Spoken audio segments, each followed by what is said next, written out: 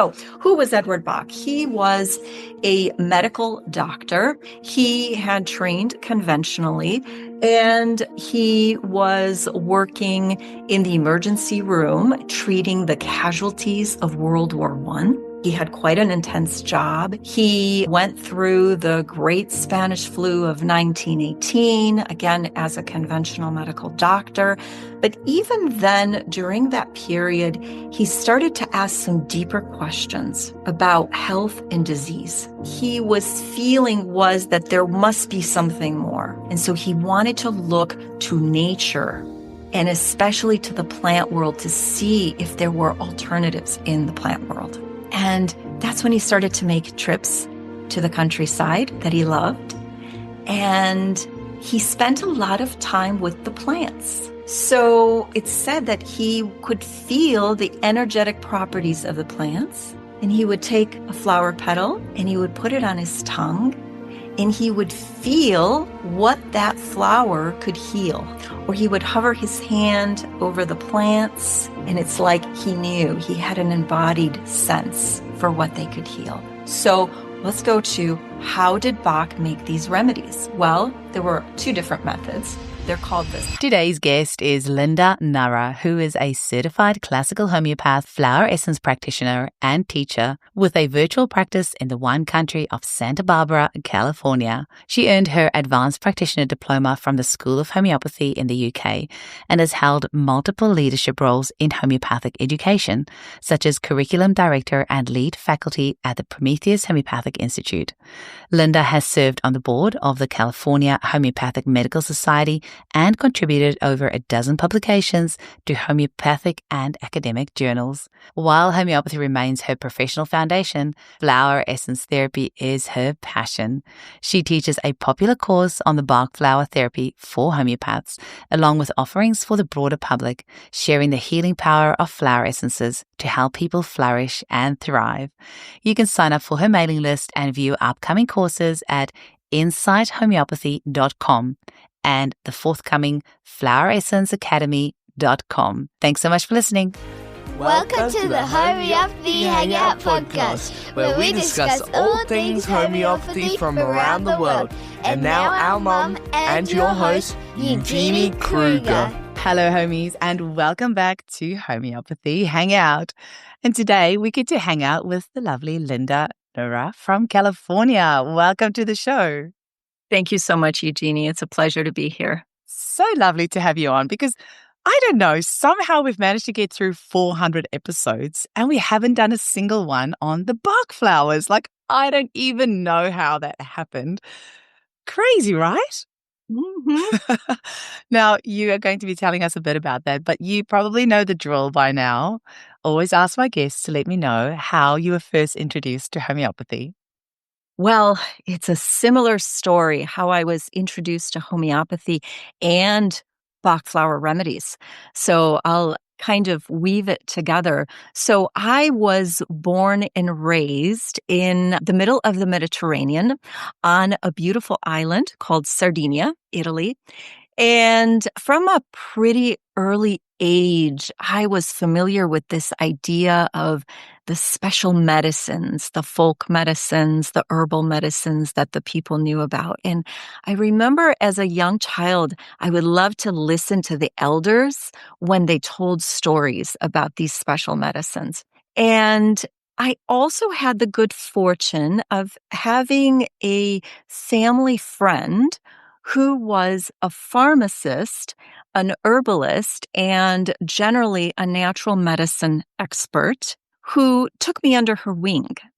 And so I remember as a young child, I was just a little girl and I would go with her to her pharmacy and to her herbal shop. And she would take me to the hills and teach me about the plants. And so this was like very much a part of my life. And when I was in college, by that time, she had founded a school of natural medicine there in Sardinia, Italy. And she was connected with all the most, I would say, visible, most important movers and shakers in natural medicine in Italy. And this included homeopaths and herbalists and flower essence therapy experts. All those people were there and they were coming to teach at her school. And I sort of got to tag along and sit in for free. So I took all these courses. And to give you a sense for the kinds of people who were showing up here, we had some of the top homeopaths in Italy. One of them, Dr. Elio Rossi, has become quite well known today. He ended up being the person responsible for bringing homeopathy into the Tuscan healthcare system, into the hospitals in homeopathy. And he's done some amazing clinical studies that have been published and have had a lot of attention worldwide. And so it's like I was sitting in on all of this, trying to take it in. But I was a college student studying literature. And so I thought, it was like having this experience like, wow, this is so amazing. But, well, I guess I don't get to do this because I took another path. So a little bit of kind of this feeling of longing and curiosity was there for me already. And one of the people who showed up to teach there was a woman from Milan. She was a psychiatrist and psychotherapist who specialized in psychosomatic medicine, and she also practiced Bach flower therapy. And mainly, she was treating her patients with Bach flowers. And I just want to underscore how remarkable this is because it's probably a little challenging today to find a psychiatrist that's treating with flower essences. You can imagine, Unbelievable. right? Okay. It was fantastic. And so I had the opportunity to sit in on her classes and get to know her. And at the end of this experience, my mentor, my dear herbalist mentor friend, gifted me a Bach flower remedy kit. And that was probably the most precious gift that I've ever received because that kit followed me for the rest of my life. And it was, in a sense, what she gave to me was this ability to care for myself, to become aware of my inner state, and to become self-reliant as I was moving through all the painful and bumpy and awkward stages of growing up into adulthood. So that's where really the journey began for me, actually becoming empowered to use natural medicines myself. And homeopathy came later. And it came at this later phase where I was working through some physical health issues. And I really felt like I hadn't made headway through with other approaches that I had used. And, I worked with a homeopath for a short period. And before you know it, I was enrolled in homeopathy school at the School of Homeopathy. And, it all unfolded from there. But ever since I came to homeopathy school, I started to ask the question of what is the relationship between Bach flower therapy and homeopathy? And what, if anything, do they have to say to each other? I had some mentors and supervisors who had kind of poo-pooed it when I brought it up, my homeopathic mentors. And then I had heard that there were other homeopaths who were using Bach flower remedies and flower essences in general with great success. And so this really became my passion project to work this out. And out of this project came a number of courses and educational materials. And, this is really, I have to say, this is where my heart is right now. I've done and I continue to do other things, but this is really a very special area of work for me and also just of personal development and, for what it brings to me personally. So that's what got me here. Amazing. Yeah, I just want to say I'm really grateful for the opportunity to talk about this with you today and reach more people, perhaps, and inspire them to discover this beautiful modality. Like I said, I don't know how we got through 400 episodes without one on Bach flowers, because there are loads of homeopaths that use them. And one of the fun facts that I learned in homeopathy school was about Edward Bach, who started the Bach flowers, that he first worked with poo and then he went to flowers because, of course, we have the amazing bowel nosers, which, he pioneered that work. So I kind of know it from that angle. And I've never delved into the Bach flower essence myself because there's just so many other things with homeopathy. And I use some Australian bush flower essences. And I just seem to resonate, with them a little bit more. But I keep on seeing it being recommended everywhere. And of course, we all know Rescue Remedy. And there's, a few really well-known big Bach flower remedies that most people will be familiar with. But maybe before we dig into them a little bit more, can you tell us a little bit of the history of Edward Bach and how he came about? How he Yes. came about this discovery? Oh, Although I yes. can No. imagine after working with poo, flowers would be a nice alternative. Right. Well, what I want to say about Edward Bach is we really have to credit him with being, I would say, the modern founder of flower essence therapy. And he's the person who really created a system, a usable system that was handed down to us today. The working with flower essences is actually an ancient practice. And we have evidence that ancient peoples created versions of flower essences and used them for therapeutic purposes. It seems the ancient Egyptians used to work with the dew on the flowers, and because they believed it had special healing properties. Or we know that Hildegard of Bingen, the 12th century German abbess and mystic and herbalist, used to have the nuns collect the dew on the plants and use it therapeutically. So these are early traces of this idea of these essences, this water that's vibrationally charged and that's infused with the special properties of the plants. And there are more examples and there's more to this story.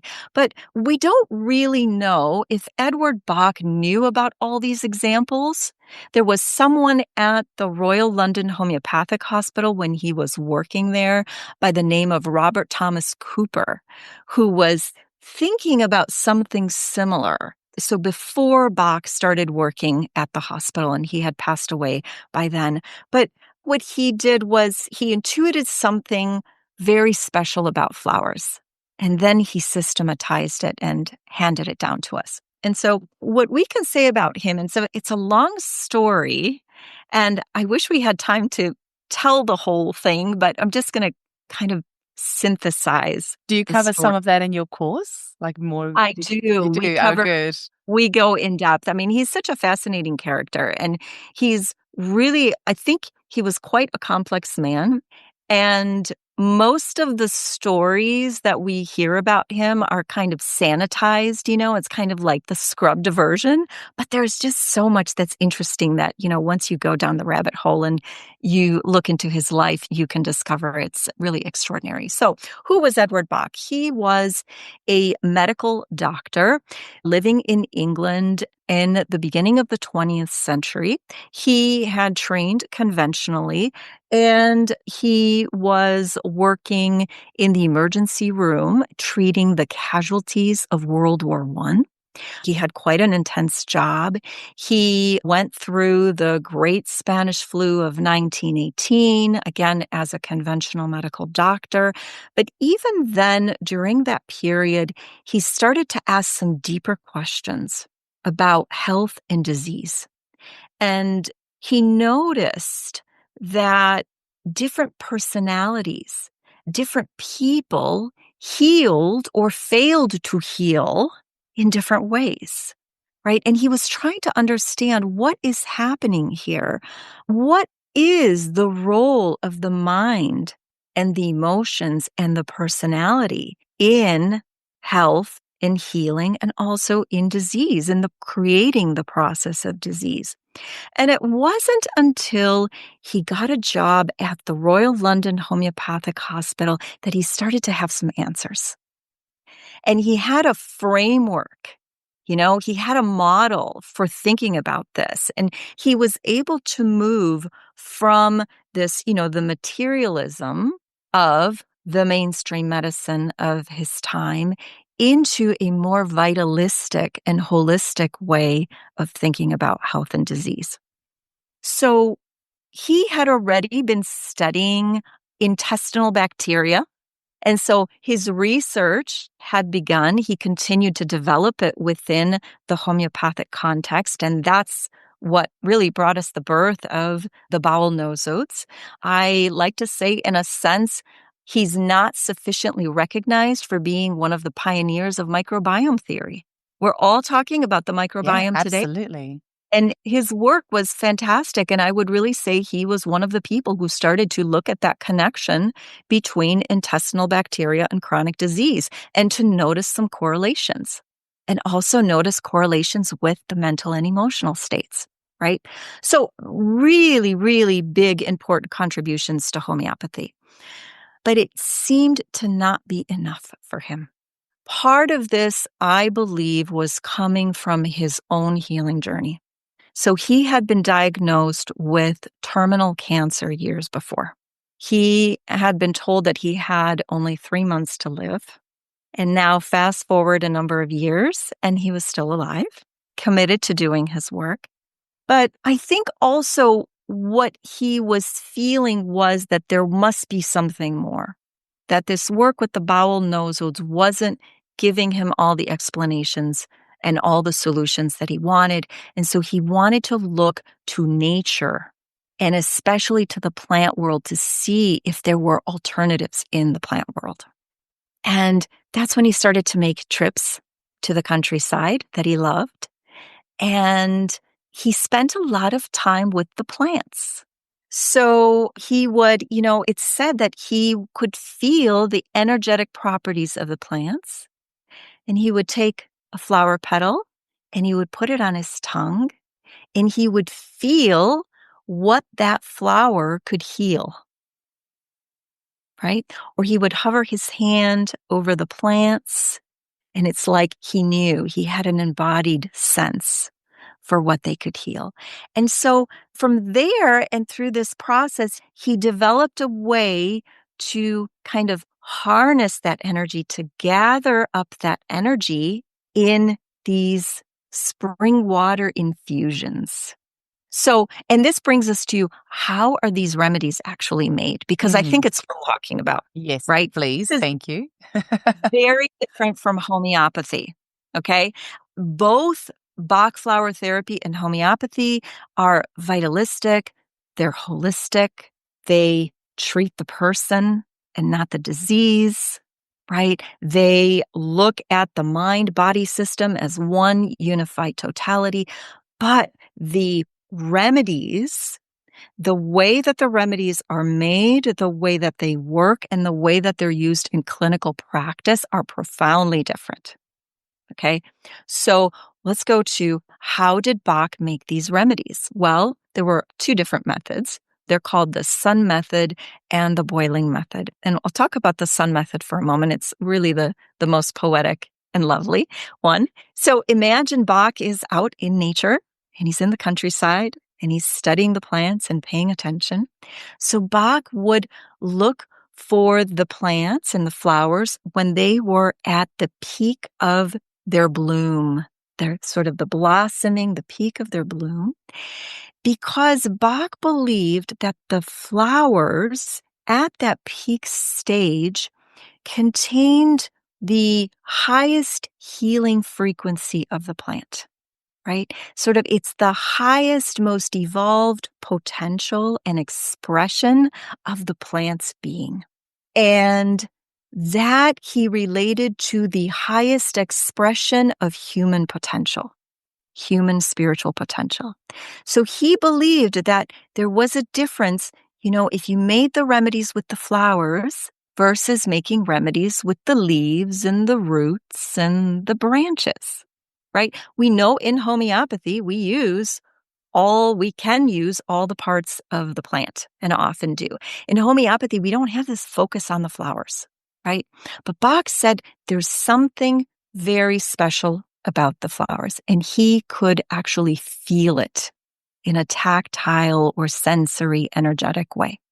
So he would take a glass bowl and fill the bowl with spring water from a nearby spring, preferably. So we're looking at, the living structured water coming out of Mother Earth. And he would gather up the most beautiful, healthiest looking flowers from different plants of a certain kind, and he would float them on the surface of the water. And then the bowl would be left out in the sun for something like 3 or 4 hours. And through this process, the water, the sunlight, right, the warming rays of the sun and the frequencies of its rays would essentially charge the water and infuse the water with the energetic imprint of the flowers. Okay? And in flower essence therapy, we say this is the living life force of the plant, right? Because that's the other piece. It's the plant is harvested, and in that moment, the flowers are laid into the water. There's no delay. We don't use, dried flowers. We don't wait. We don't put them in alcohol and then make the remedy later, right? There's this idea that we're like tapping into the living energy of Mother Earth through the plant and infusing it into the water. And Bach discovered that these remedies were very powerful. And so he spent a number of years, it was about 5 or 6 years before he passed away, testing his intuitions and using the flowers with all the people that he worked with in the English countryside, and managed to gather some good amount of data, right? And also have confirmation about his intuitions. And there was another method that he also developed for creating the flowers that doesn't use the sunlight, it uses heat. It's called the boiling method. But essentially, so we have this period of time from about 1930 to 1936 when he passed away that he was testing and refining and then writing up his discoveries for us. And so we have a good 80 plus years of clinical practice where practitioners have confirmed Bach's early intuitions. So we have practitioners who are simply flower essence practitioners trained in flower essence therapy that are working with these remedies today. And we also have other practitioners who have easily integrated this work into their other practice, right? Whether they be Chinese medicine practitioners, massage therapists, or also homeopaths, we see this. The two modalities, homeopathy and flower essence therapy are so compatible that it's just a wonderful tool to have in the toolkit. Amazing. So you can have it as like an adjunct for these various other modalities or as a therapy by itself. Can you use it for like a massage therapist? Would you ever add it to an oil, or is it only taken orally? Absolutely. Many massage therapists use these remedies. There's at least one book that's on this topic. So if anybody's interested in that, they can look it up. And I don't know that I would blend them with an oil, though I suppose they could be. We're looking at an alcoholic tincture that may or may not work well with oil. I don't have experience with it, but they can certainly be used on the body to release emotional and physical blocks or to promote a sense of relaxation that can, enhance that process of massage. So there are a lot of ways that they can be used. And that's what's so nice about them. It's the versatility of these remedies. I'm going to sound really ignorant now because, like I said, I use the Australian bush flower essences and they've got various room sprays. Are there like Bach flower essence room sprays and things like that as well? Yes, people have made them. And this is one of the things, it depends whether you kind of practice in a very conservative, conventional way, or you want to explore other ways to apply and deliver the remedies. But absolutely, I'm going to show you right now. This is a flower essence bottle that I've made up for myself. And you can also, the two most common ways, right? You have your dropper bottle and you can just use the drops, or you can just mist the essences in an environment or on the body. You can add them to the bathtub. You can add them to creams and lotions. There are a lot of ways that you can administer them, which I think it makes it a very user-friendly modality. There's not a lot that you can do wrong. So not a lot of contraindications. Like, is it pretty safe, would you say, like with homeopathy?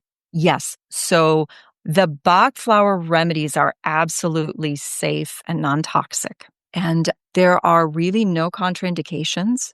They can be used by anyone, all ages and demographics, pregnant women, newborns, the elderly, those with, medical conditions, sensitive medical conditions, all of that. They're really beautifully complementary also to any other kind of treatment, and that includes mainstream medical care. So that's quite lovely. They also don't produce side effects. They're non-addictive. They don't create provings or wow. symptoms, right? I mean, that's pretty extraordinary. That's amazing. So no aggravations or anything like that? Nothing like a homeopathic aggravation. So they're actually, because they work on a different principle, and we can talk about that in a minute, but they're not capable of producing a proving of any kind or proving kinds of symptoms. So no homeopathic aggravations. What you might sometimes see is this. So these remedies help to harmonize our inner life. And that means our emotions, our thoughts, right? Any areas in our mental, emotional being where we are stuck. We haven't moved through or processed an emotion. And so what can happen when you begin to take the remedies is that things start to move. And for some people, that can be a little uncomfortable, right? Imagine if you've learned to bottle up your anger your whole life because it was not safe to express that anger. Or you've bottled up so much sadness and grief that you weren't able to express, right? And so what these remedies will do is they will start to bring movement. They'll start to create spaciousness. And sometimes this needs to move through. It needs to come out. And so people will say, that the tears started to flow, or maybe the anger had to be expressed. And so I would say that's more of the framework through which we think about aggravations, if that's what we want to call them in flower essence therapy. We usually don't see some of the other things. You don't really see You're not going to much get like headaches or flu symptoms or anything like that. not like loose stools. So it'll be more like just suppressed emotions that will just, which is all part of the heat process. Yeah, it's part of the healing process. Yeah. Quick question. If there are no provings, if it doesn't produce proving symptoms, where does the materia medica come from? Yeah, that's a great question. I love that you asked it. So it's interesting to think about this because we know in homeopathy, the discovery of remedies is a very rational, linear process, right? Hahnemann told us how to do provings, how to gather the data. And now we know that all kinds of wild and amazing and nonlinear and magical things happen in a proving, but the process itself is very linear. Bach discovered his remedies through an intuitive or empathic process, right? That's where the original discoveries came from. But then he confirmed those discoveries in clinical practice. Okay. And That's important, that grounding in clinical practice, because you can have all the intuition you want, but it needs to be clinically applicable. And that's something that I'm so passionate about. And clearly it is, because it's been used for decades and there is lots of clinical evidence. So I was just playing devil's advocate, but I'm glad you did, because, our listeners will be asking the same questions. And so it's the clinical practice piece. And now we know even in homeopathy, we have provings and we have clinical practice. We verify the proving information in clinical practice. And so, for those of us who are a little bit, again, more rational and we want to be grounded in something like a proving, it might take a little bit of a leap, but we do have almost 100 years of clinical experience of teachers and practitioners writing Materia Medica and confirming Bach's original intuitions. And, since Bach, the practice of flower essence therapy has grown, right? And so we have people like Ian White making the Australian bush flower essences. We have, the Shell in New Zealand as well. I didn't. Yeah. Tell me about them. Oh, there you go. I actually have one here. Free advertising for French Shell. The New Zealand First Light Essences. They do flowers, but they do seeds and other things as well. Beautiful, beautiful. Did you say there's one in North America? I've heard there's orchids as well. Like there's all sorts of flower essences. Yes. In North America, we have the Flower Essence Society, Patricia Kaminsky and Richard Katz that have made beautiful remedies from the California flowers. We have the Alaskan essences. And, people have made flower essences all over the world. And, when those are initially made, we are working with that same kind of process. There's also plant observation that goes into this process, but usually they're considered research essences until enough information has been gathered and confirmation clinically, has been had. And then those start to kind of, that information gets shared and we have a clearer sense for what each of those remedies is for or can be used for. You've just given me such a good idea that I reckon every new remedy, homeopathic or essence or otherwise that is made, needs to have research essence on the label for at least the first 5 or even 10 years. So that people, guess you have to have that. Sorry, this is just like a little bugbear that I have at the moment with things not being rooted in clinical practice. So I just calm myself. But I think it's so important. And when you were saying about Bach starting in 1930, I was just thinking, that's coming up to 100 years now, which is amazing. And is it still just the original ones that he's created? Have they added more? And how many are there in total? Yes. So there are 38 Bach flower remedies that are individual remedies. And then there's the combination remedy, which is rescue remedy. That's what most people would call it. And that's a combination of 5 different flowers. So the Bach system is a closed system in the sense that no new remedies are being added to the Bach flower remedies. And that was Bach's wish. He really had this sense that he had completed his work and that the system was complete. And I have to tell you, you can do an awful lot with that little kit of 38 plus 1 remedies. I mean, there are practitioners who can work with that kit their whole life and never need another flower essence. And it sort of depends on your temperament, whether you decide, no, I'm going to look into Bach flower remedies because that's enough. I mean, I work with just my little Bach flower kit for the first 20 years of doing this work and never felt like I needed to look beyond. And it's only been in about the last 10 years that I felt the need and the curiosity to explore some of the other remedy collections that we have around the world. So, but you can do so much. And again, I just want to encourage people to be curious. And you don't have to be a homeopath to use these remedies for yourself and your family. Bach wanted everybody to learn how to do this for themselves. This is this very powerful medicine of self-reliance. That was his idea. He wanted everyone to have a kit to learn how to make the remedies and just to use them. He said, there's this one phrase that is just, it's mentioned a lot, but he said, I want it to be as simple as this. I'm hungry and I go and reach for a lettuce from the garden. I'm afraid and I reach for the mimulus remedy. It's like you can really make them a part of your life and they're so easy to learn. They're so easy to use. You can't really make mistakes, I mean, even if you get it wrong, meaning you're not sure, you're just trying, it's a very forgiving system of remedies. and it's a forgiving, I would say a forgiving modality. And so that's why I just kind of want to encourage anyone who's curious. Maybe you've used Rescue Remedy and, you know, that was helpful to you, just to maybe look into branching out and do a little bit of research, maybe even purchase a small kit and start exploring for yourself. They're really beautiful in this way. And is it mostly just for emotional things, or are there physical things as well? And to what sort of level do you feel that they heal? Like, is it something that you take once and that's it? Or is it like a ongoing, is it just like a plaster, or does it actually get to the root cause? Yeah, great.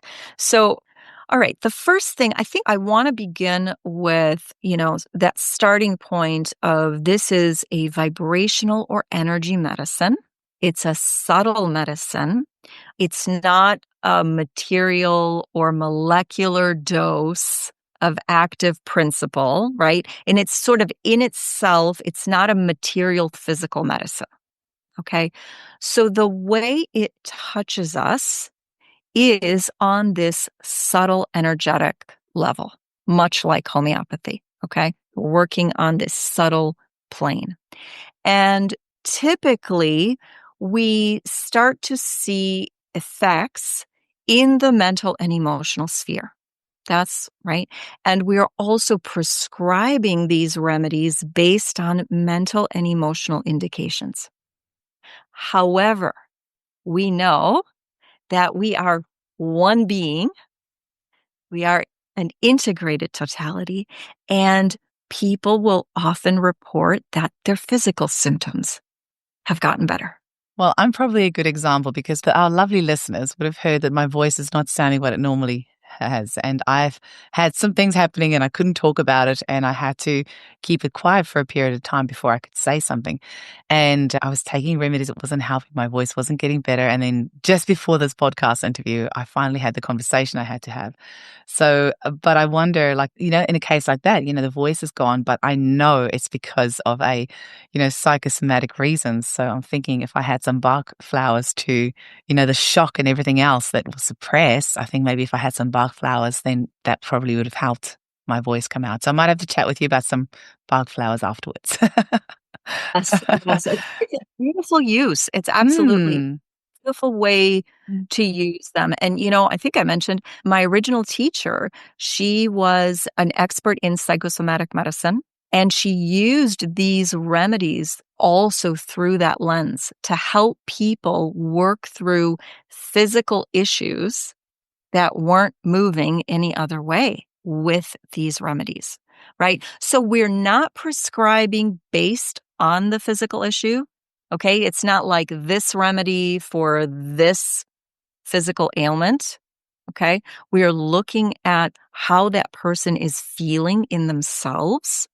But through that, we can often, in those kinds of physical expressions, we can find a key to shifting those symptoms. So, What's your best Bach flower remedy for shock? oh, yeah. Okay. Well, this is a great question. I want to say Maybe that suppress anger as well. anger and shock and all, I have to say we are at a time where I just feel like the whole world is having a kind of these experiences of big and little shocks, right? I mean, we are exposed to so much, not only personally, but just in terms of the collective, right? So most people know about Rescue Remedy. And, we'll talk about it for a moment. I can just say that there are two ways to approach a shock in Bach flower therapy, right? One is you say, okay, in the acute crisis moment, reach for Rescue Remedy. Now, this is wonderful because it's so simple, and Rescue Remedy is available in just about every health food store around the world, if you're lucky enough that you can get hold of it, and you can do so much with just that. Rescue Remedy, though, is really an acute care remedy. It's like in the moment, what it will do is it will bring down the stress. It will bring down the crisis and fight or flight response, right? And it's like it turns down the volume on the crisis. Okay. So you kind of come back into yourself. Okay. And it can really give this feeling of like soothing the shock. One thing I tell people, spray it on the body. Some people feel shattered in their heart area. So take and spray it over the heart, or you can spray it on a part of the body that hurts, in a physical accident. You can spray it around an area where there's been an injury. So we can use it in that way. And it's also excellent in shock when the person shuts down, right? Most people use it during the freak out phase. It's like, oh, I freak out, so it'll calm me down. But it also has this, it will down regulate or up regulate. Okay. So sometimes people go into that, it's that arnica state. It's like they're in shock, they're kind of shut down, right? They're not freaking out visibly, but they're like shut off. Some people go unconscious. And so Rescue Remedy can help to bring us back online. Actually, I'm just thinking of all the mums with birth trauma that have had, mutilated just about during the birth process and had all sorts of procedures pushed upon them. And then they come out of there and they have this baby in their arm and like a deer in the headlights, just stunned. And yes, it's like shell shocked. And this brings me to this other remedy, though, because this is where it gets, I think, really powerful. One of the remedies in Rescue Remedy is called Star of Bethlehem. We have this remedy in homeopathy. It's called Ornithogalum umbellatum. It was a remedy that was used in cases of stomach cancer by Robert Thomas Cooper, but we've learned a lot more about this remedy since then.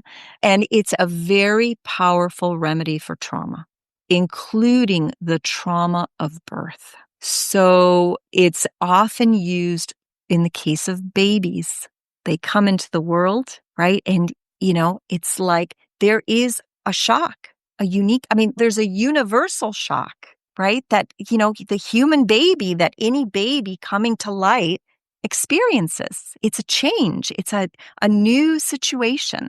And so Star of Bethlehem's been found to help kind of babies come into themselves, come back into the physical body, especially after highly medicalized births that involve separation from the mother or, unusual physical pain and so on. But Star of Bethlehem is really for any kind of shock, trauma, bad news, heartbreak, heartache, your high school breakup, it's like the heart feels broken and there's this sense that something's been shattered and everything hurts and I can't eat and my stomach's closed, right?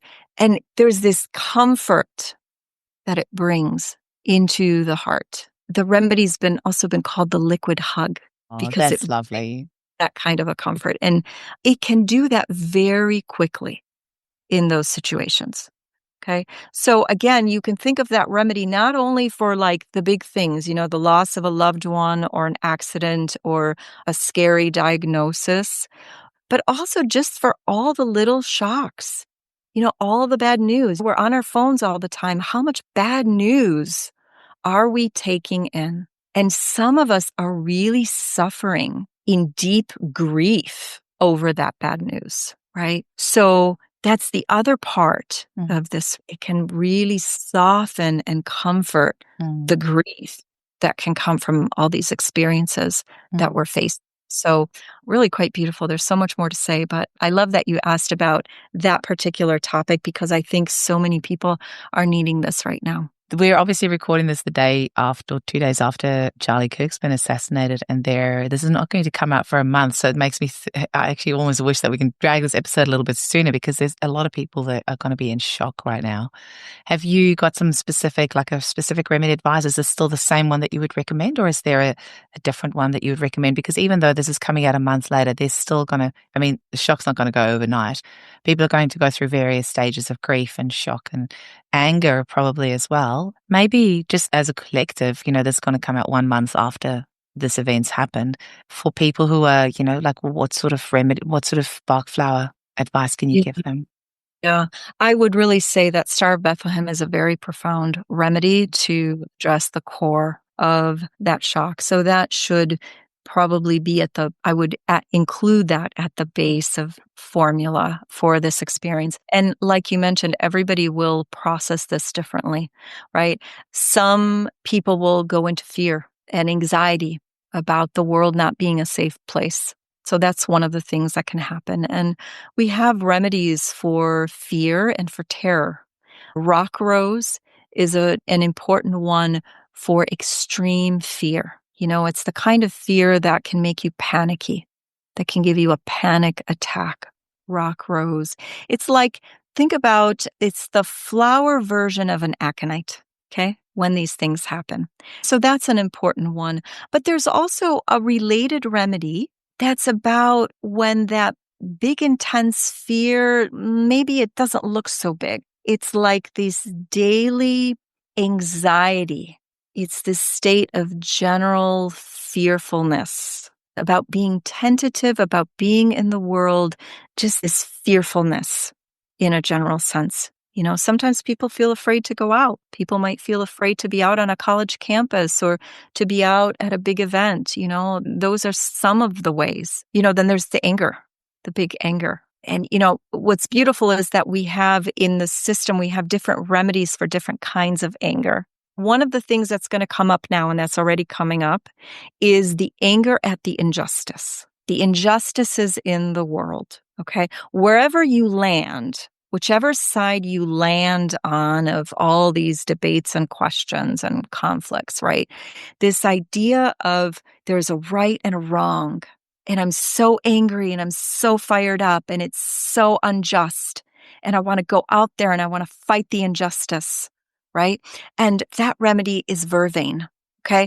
What happens with vervain is vervain can be a very constructive and positive force in the world. But when we become so dogmatic, when we stop listening to each other, when we make the world into a black and a white, meaning everything's black and white, or however we might understand that, right? That's when we stop seeing truth, right? And that's where a lot of these conflicts come in. And so vervain can help us to kind of come back into ourselves and from a greater place of presence and curiosity and listening to be with other people who may have different ideas and be able to listen and perhaps agree and perhaps disagree, but then take constructive action to move forward in the world. Sounds like that needs to be sprayed from the planes instead of the the stuff that they spray on us at the moment. Sounds like that needs to be sprayed from the planes. That sounds beautiful. Genius. Yeah. Again, those are just a few. There are so many ways that we can help people. We all have a very different response, but there's really so much that you can do to soothe the heart of the world. I hope it's okay to use that as an example. I just get this sense that the fallout of this is going to have repercussions for a long time to come. And if we have a tool that can help people process this better, then, I feel it's worth talking about. So thank you for mentioning. And, obviously these remedies are applicable in any, area, but I just know there's going to be people that are really going to be hurting for a long time from this. And we've got something safe and gentle. It's got no side effects. It's non-addictive. Why wouldn't we tell them about it? Yeah. Beautiful. Yeah. Beautiful. There was something else that you mentioned. That's right. It's just, can you make combinations with them yourself? Because you said you might want to use Star of Bethlehem, but then you might want to. So it sounded like you could add other things to it. Yes, absolutely. So, we know in classical homeopathy, it's the single remedy. It's the minimum dose, right? We have all these principles that are, we sort of try to be pretty faithful to. And here we can make combinations. And so you can generally, we advise you mix up to 6 or 7 remedies. And you can either put them in your glass, or you can prepare a little dosing bottle, right? You add them to some water and maybe a little preservative, though that's not needed. And you add the drops, and then you just use that blend. You use that mixing bottle to take your blend throughout the day as often as needed. So the other part of this is the as often as needed, right? That's just going to be my question about dosing. Like, how long do you give it for? Yeah. So, well, how long do you give it for depends on this kind of state. Is it an acute or is it a chronic, long-standing pattern? So, in an acute, you can take it as often as needed until that acute passes. Could be a few doses, a few days, usually up to a week. In chronic or long-standing conditions, you kind of want to see how things go. Usually, I would reevaluate on a blend after about a month, and then maybe you continue to take the blend or you modify the blend or you take a pause. So I would say, unlike homeopathic remedies where we're often giving one dose and then it's like, goodbye, I'll see you in a month.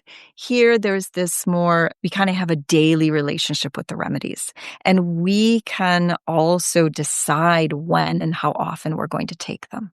I We imagine usually it's probably one of those where you'll just like forget to take the remedy when you don't need it anymore, or forget to take the Absolutely. essence. Yeah. That's exactly what happens. It's pretty frequent that it happens that way. And so what I want to say is I also, there are different ways of using these essences. Like, again, we could just use them in these acute high stress moments, but we can also move into chronic care where over time we are working on repatterning all our old conditioning. Okay. Going all the way back into childhood. So it's not just the recent traumas, it's the childhood traumas, the patterns, the behaviors that we learned to cope and survive as children. So if you keep going back to like having like abusive relationships or things like that, you can use that to break a pattern. Yes, absolutely. They're wonderful helpers in that way. And I'll share with you, these are part of my spiritual practice, these remedies. It's like we can use them to very consciously support ourselves in this beautiful evolutionary way. It's like, who do I want to become? Who am I becoming? And what do I need as support to step into that with greater authenticity and courage? And that's what's just so lovely about this work for me. I mean, it's just, it's very soulful work. You have completely convinced me. Where do I sign up for your course? How exciting. Well, I'll tell you. So actually, I have a course that's coming up for homeopaths specifically. That's coming up. It's called Bach Flower Therapy for Homeopaths. And I start the next cohort in January. And so I have that course on my website, insighthomeopathy.com. And really what we're doing there is, homeopaths are working together to try to understand how to incorporate this modality either into their homeopathy work or alongside it as an additional service offering, which can be helpful because not everyone is ready for homeopathy or, willing, or sometimes they tell us they can't afford it or whatever it might be. But also how to use the remedies for ourselves, to build capacity for ourselves as homeopaths, because there is so much that we hold in our work. As we're holding the space for our clients, the presence, the deep capacity to listen and to be with another human being in their suffering it's a big job. And so how can we use those remedies to build our own ability, our own resilience, so that we can be better homeopaths and serve people better? So those are some of the things that we do in the course. There's a lot more, but yeah, I welcome any homeopaths who are interested in exploring this together to take a look or contact me if they have any questions. Amazing. I see here, so insighthomeopathy.com, and the practitioner certification course starts on January 14th, 2026. Amazing. Well, I can tell you're an incredible lecturer. The way that you're speaking and your passion just comes through. I just know this is going to be a lot of fun. It's amazing. How long does the course run for? And how's it structured? Yes. So the course runs for 6 months, but the first 3 months are really the intensive part of the course. It's 12 weeks of weekly sessions, 2 hours, 15 minutes a week. Hmm. And that's where you really get the core of the curriculum. And we cover history, philosophy, clinical methodology, the materia medica, the applications within and outside of homeopathy, and all of that. We look at a modern theory of emotions or a modern approach, a biological evolutionary approach to emotions. So we're kind of bringing, Bach's old language and worldview into the modern age, into the 21st century, and to see how can we freshen up this work and make it relevant to the kind of language and framing that we use today. And so that's what we do in that first half of the course. And then we take another 3 months to process and digest. Because I don't know about you, Eugenie, but I have taken so many courses where I got all this information. I was so excited. And then I went on with my life and did other things. And it was lost. Like that feeling like, oh gosh, I have to go pull out my notes and I have to restudy. And the goal here is that we give processing time and we come back together monthly. We give people a chance to test this out, to come up with their questions and really refine and make this their own. And then we work through, and that's what the second half of the course is all about. So the idea is to have you feeling like you can hit the ground running and you can really make this a part of either your personal life and or your practice if you choose to.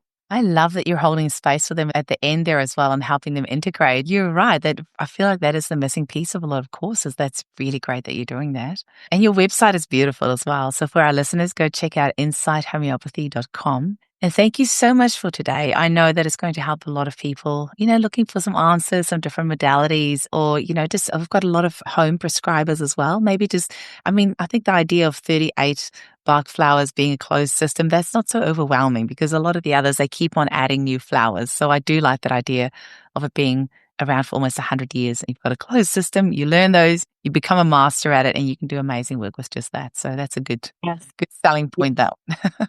Yes. And I just want to say, I talked about this course for homeopaths that's already scheduled. I offer courses for the broader public. Oh, Don't have one right now, but I really want to make a suggestion for anybody who wants to learn more. The little kits are pretty affordable. You can go and research, but get a kit. And there's one book that I'm going to recommend. It's called Bach Flower Therapy, Theory and Practice by a German teacher, Mechthild Scheffer.